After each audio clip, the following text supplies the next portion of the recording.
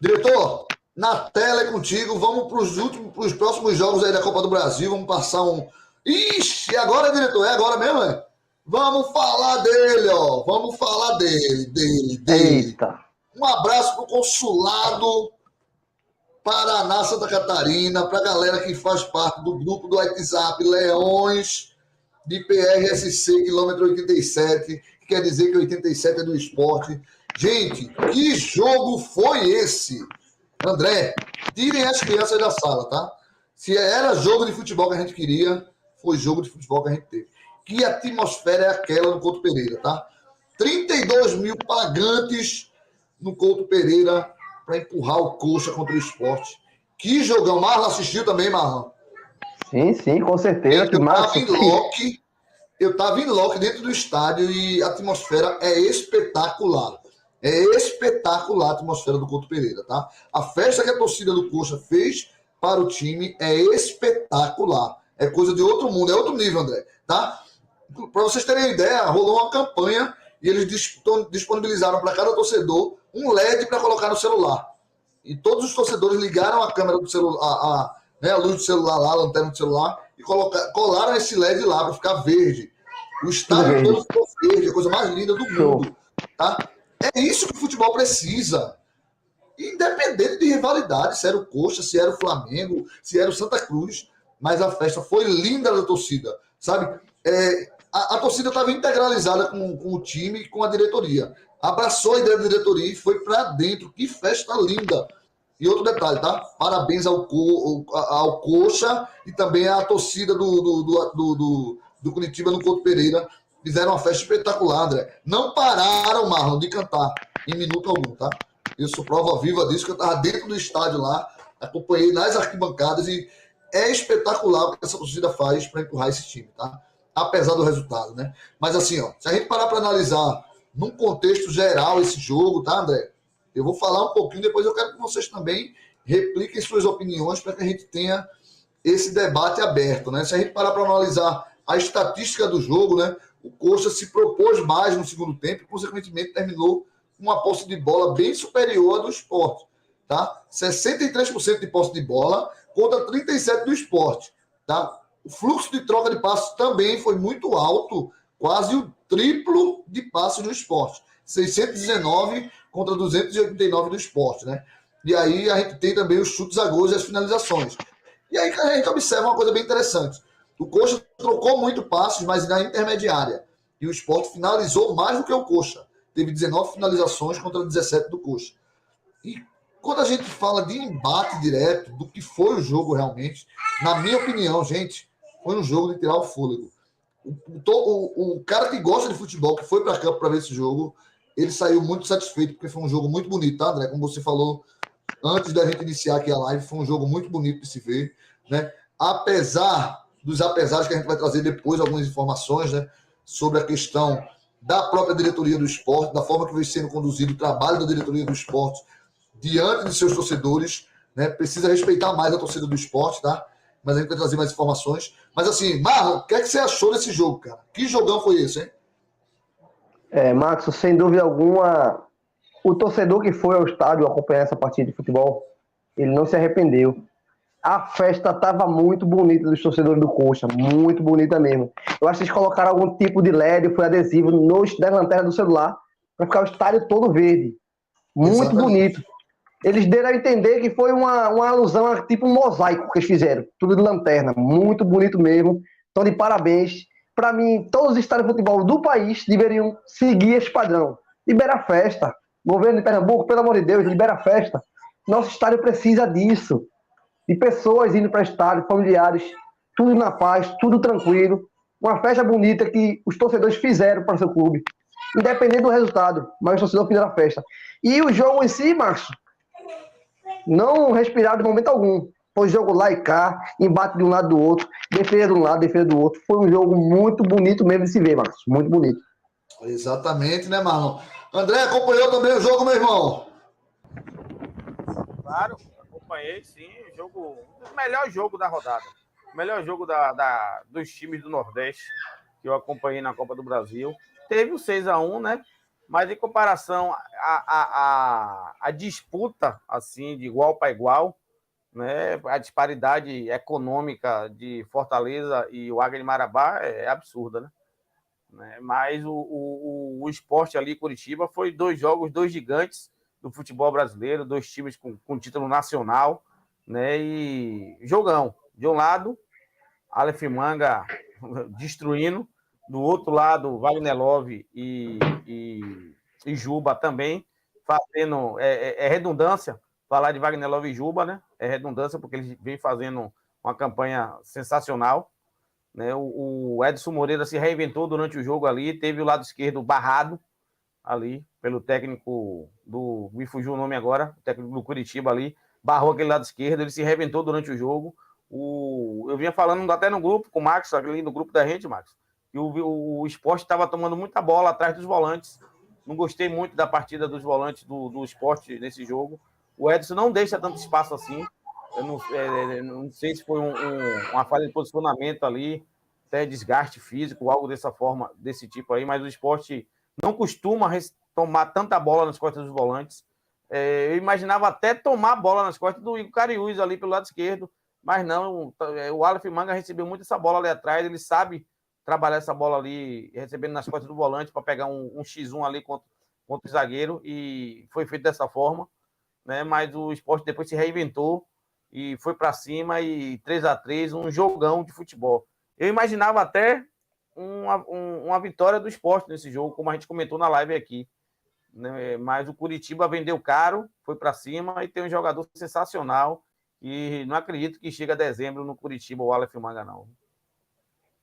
Pois é, André, pois é. Uma coisa que eu queria até comentar com vocês, o técnico Antônio de Oliveira, ele conseguiu neutralizar, né, esse ponto forte do Sport, realmente, do lado esquerdo, né, que é a dobradinha Juba junto com o Igor Cariús, né, e consequentemente o Sport caiu nessa arapuca, né, foi neutralizada as jogadas. A gente acompanha agora daí, ó, junto com o pessoal que está na live, os melhores momentos. A gente vê o primeiro gol do Sport aí, ó, o passe do Jorginho lá pro Juba, né, o Juba deu de primeiro pro Wagner Love, ele teve a tranquilidade, tirou do goleiro e colocou por baixo, né? Então, nesse momento, eu via um Sport espaçado, tá, André?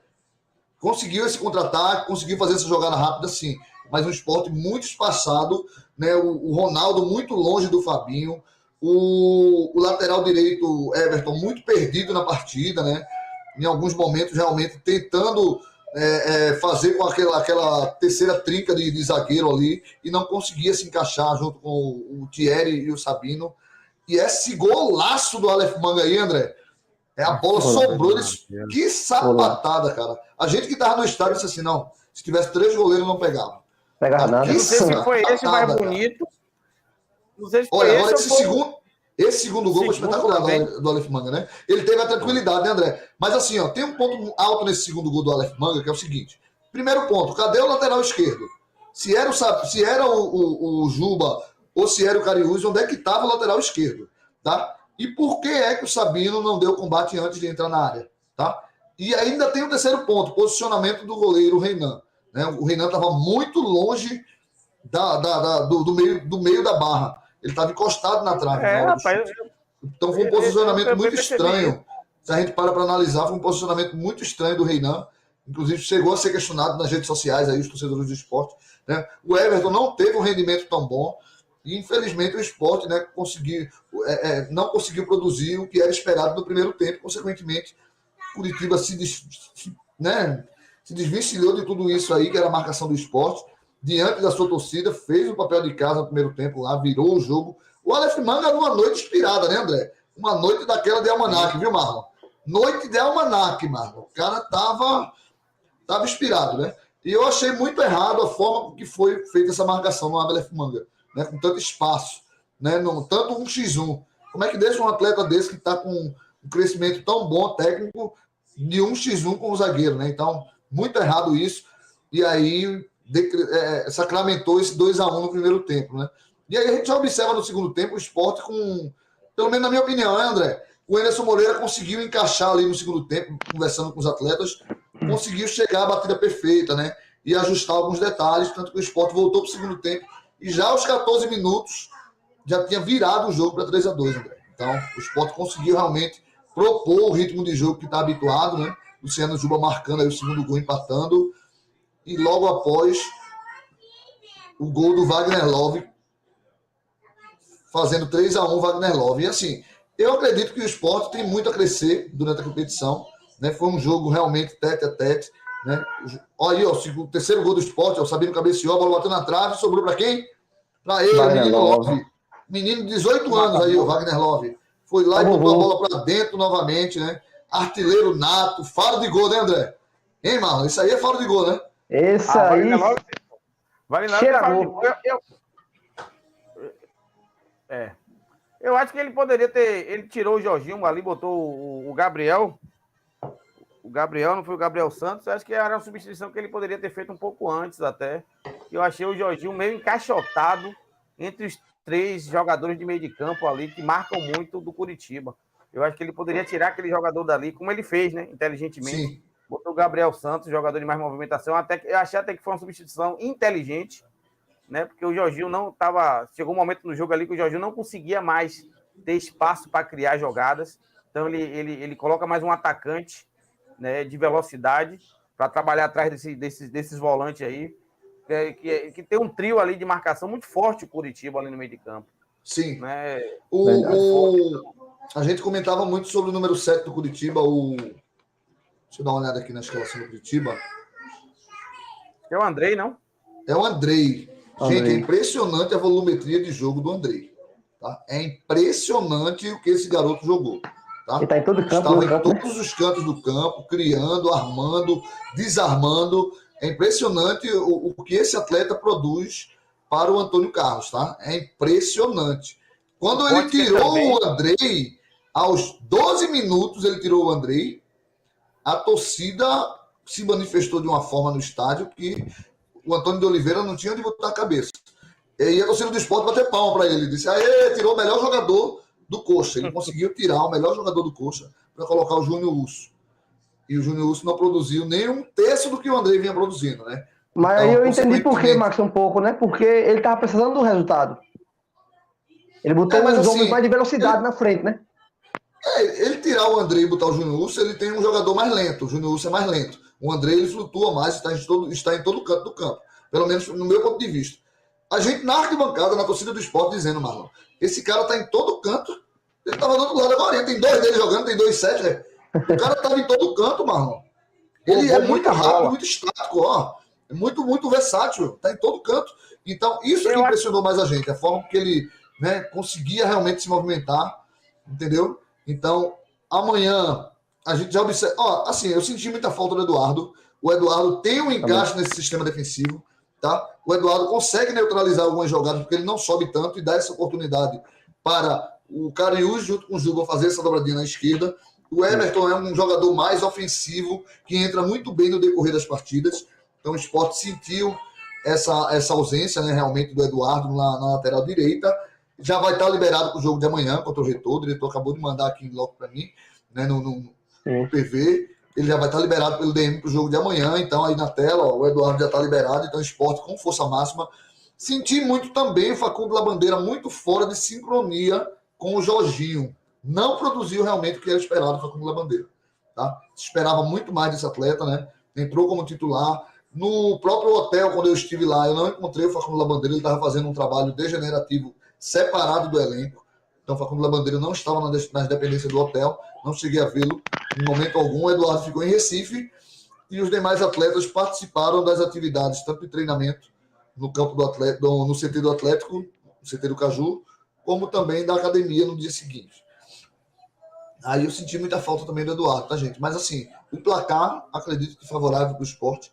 A torcida do Coxo, realmente, as pessoas que eu conheço, os amigos que eu conheço. Um abraço para o Guilherme Nepe, meu parceiro, que é torcedor roxo do Coxa, né? Verde do Coxa, tá lá em Portugal. Um forte abraço, meu irmão.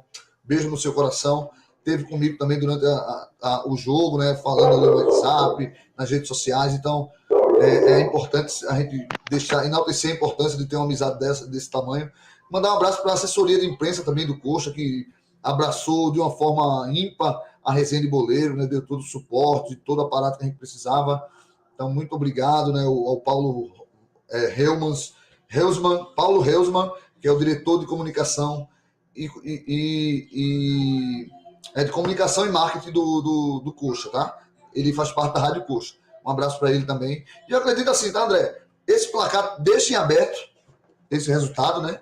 Realmente deixa em aberto esse resultado, e acredito que o Sport tem tudo para na Ilha do Retiro, no próximo jogo contra o Coxa. Será realizado no dia 27, dia 26/4, 19 horas, Ilha do Retiro, lotada, Sport Curitiba. O que você acha, André, que pode sair nesse jogo aí? Sport classificado, Curitiba volta para casa, tranquilo, pega seu aviãozinho ali, vai para casa, 3 milhões e pouco na conta do Sport e vamos para frente, porque o Sport não perde, vai perder em casa não pro Curitiba. Ilha lotada, torcida do Sport empurrando, né? Agora, Ederson, vamos posicionar esses dois volantes aí direitinho, porque não pode ficar tomando 3 gols de Arapemanga dentro da casa do Sport. Então, vamos botar um jogando aí no norte, outro jogando no sul, né, André? Tava diferente mesmo, tava complicado. A pior partida esse ano, na minha opinião, não sei se o Max e o Marlon concordam. Concordo plenamente com você. Sim. Perdido de campo, é o Leão de Chácara ali, o cara que protege ali o Sabino, né? Protege cabeça da zaga, né?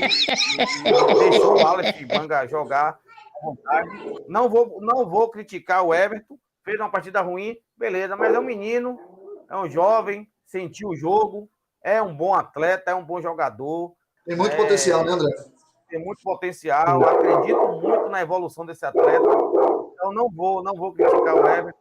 Jogo difícil, time bem montado, bom técnico, o Antônio, né? Treinou o Atlético Paranaense, agora está no Curitiba aí, está até em casa, né? Porque ele foi técnico do Atlético Paranaense, agora está no Curitiba aí e dominou, montou o Curitiba forte também para poder enfrentar o Sport. Então não vou criticar o menino. O menino tentou jogar, mas é um menino que pode vir a evoluir, né? Porque o titular da posição é o Eduardo. O Eduardo é um cara que joga mais defensivamente, que dá essa profundidade para o Cariús apoiar. Ele fecha ali com a linha de 3 zagueiros junto com o Eduardo, o Sabino e o Thierry, dando essa liberdade para o Cariús, para o Juba atacar. E o Everton já é um menino mais ofensivo, que vai mais, não tem ainda não sabe os atalhos do campo, né? E talvez isso tenha prejudicado ele, mas é um atleta muito importante até o final do ano do esporte. É um atleta que vai evoluir muito no esporte, vai ajudar muito o esporte aí no seu caminhar. Concordo plenamente com você, André. A gente não pode também, né, alçar essa responsabilidade nas costas do Everton, que é um garoto com muito potencial, com um futuro brilhante. Precisa ser trabalhado em alguns fundamentos, sim, mas eu acredito que ele está na batida perfeita, está no caminho certo, vai ser um atleta de alto nível, sim, já é um atleta de alto nível, por jogar num time da grandeza que é o esporte, né? E ele vai evoluir. Com o passar do tempo, ele vai evoluir, vai chegar na batida perfeita, né, André? Marlon, algum comentário sobre essa questão do Everton? Marcos como o André acabou de falar, né? Um menino novo, entendeu? Um menino da base, oriundo daqui do esporte. O que acontece? Falta um pouco mais de confiança para ele. Em seguida, depois, após jogos, muitas pessoas entraram em suas redes sociais, foram o criticar, mas ele falou que é real humano, permanecer a burrice, vai fazer de tudo para ver onde ocorreu o erro para consertar. Foi o que ele falou. Ele não se desvencilhou dos erros dele na partida. Porém, temos que ter um pouco de paciência, ele tem muito a melhorar ainda. A gente sabe que o momento agora melhor dessa lateral direita é do Eduardo, é um cara mais experiente, mais rodado, encaixa melhor com aquela defesa do esporte, com o Sabino, Rafael Thierry e o Will Cariús. Então, vamos dar tempo ao tempo, certo? Para que ele venha desempenhar um bom futebol, o Everton, que a gente já viu que o garoto tem potencial, entendeu? Então, o que a gente não pode tá permanecendo sempre. Tem que ver ali onde é os erros deles, entendeu? E se ajustar para que ele venha desempenhar um bom futebol. Também eu queria ressaltar que a gente não comentou ainda, mas vai chegar nesse assunto. O Sport foi garfado. Entendeu? Foi garfado. Inclusive, no lance de Rafael Thierry, no jogo de ontem, ABC e Grêmio, teve um lance igual para a equipe do ABC, que não foi chamado no VAR. Marlon, então, muito bem observado, viu, Marlon? Pode dar continuidade, Marlon, desculpa, pode falar. O que acontece? Serve para um e para outros não? O CEP fala mais alto? O futebol tá ficando sem graça dessa maneira. Se colocar o VAR para ajudar mais nesses lances intermediários mais difíceis de arbitragem ver a olho nu. É uma tecnologia avançada que estão implementando no futebol brasileiro. O que está acontecendo que não serve para todos os clubes? E o lance de Hugo Cariús, que ele nem pediu o VAR. O esporte tem que pedir sim a CBF o áudio daquele jogo, para saber o que foi que o Voaden falou para o árbitro de vídeo, que com certeza o árbitro de vídeo chamou, que eu vi ele com a mão no ouvido, e ele não foi lá na tela ver o lance. Então o esporte tem que observar, pedir a gravação desse áudio e pedir para quando tiver jogos que o Voaden venha apitar para o esporte, afastar ele, escolher outro árbitro. Porque isso não pode acontecer no nosso futebol, principalmente com o time do Nordeste. Aconteceu com o Sergipe, aconteceu com o ABC, aconteceu com o esporte. Vai esperar acontecer mais com quem? Para se dar um jeito nisso. Faz muito sentido tudo isso. Faz tudo. Com retrô também, com retrô. Com retrô, aquele pênalti absurdo. Isso. Inclusive, aquele foi afastado. Não existe, gente, é impressionante porque é o seguinte, é 2 pesos, 2 medidas. Contra o esporte, tá? Contra o esporte Curitiba.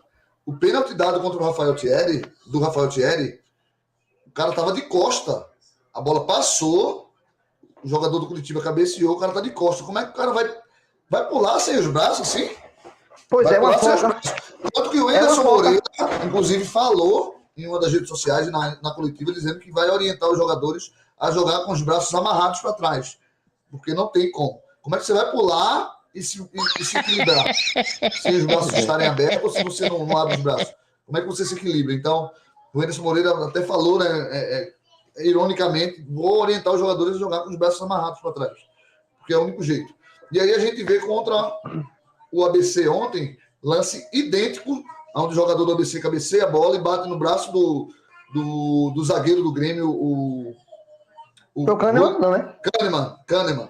Bateu no braço do Kahneman, a bola em direção ao gol, e o juiz nem para ir olhar na sala do VAR foi.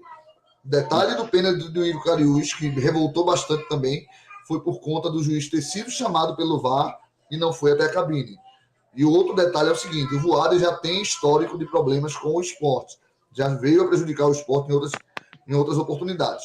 Achei errado a CBF, né, escalar um árbitro do Sul, já que o Voaden é oriundo de Porto Alegre. Rio Grande do Sul, isso. De Porto Alegre, é oriundo de Porto Alegre. Eu achei errado a escalação de um árbitro da própria região do Sul para apitar um jogo de uma grandeza dessa que foi Curitiba e Esporte, tá? Precisa ser revisto isso, a CBF precisa analisar também esses áudios que o Neymar citou, para saber o que foi feito. E o Esporte tem que ficar na cola mesmo, a diretoria, pelo menos nesse aspecto, a diretoria tem que ficar em cima realmente da CBF para entender o que foi que aconteceu nesse jogo, para que não aconteçam mais erros dessa magnitude. Porque se o CEP estiver pesando, a gente tem que entender por que o CEP está pesando, porque o peso medida. E, Max, André, eu não estou falando só porque é o Esporte, não. Outras equipes do Nordeste já foram garfadas também, inclusive esse ano. Então tem que se ficar atento.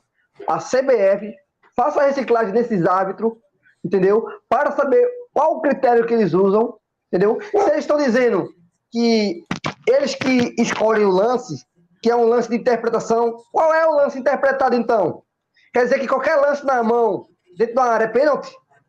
Tem que se saber isso, precisa ser estudado.